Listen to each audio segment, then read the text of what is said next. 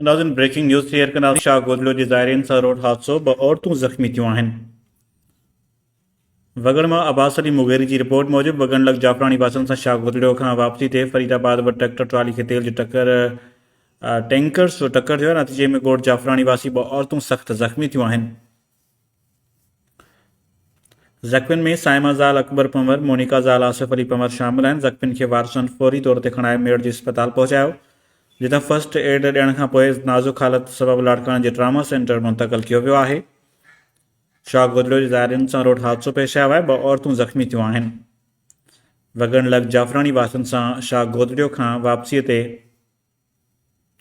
फरीदाबाद व tractor trolley खे तेल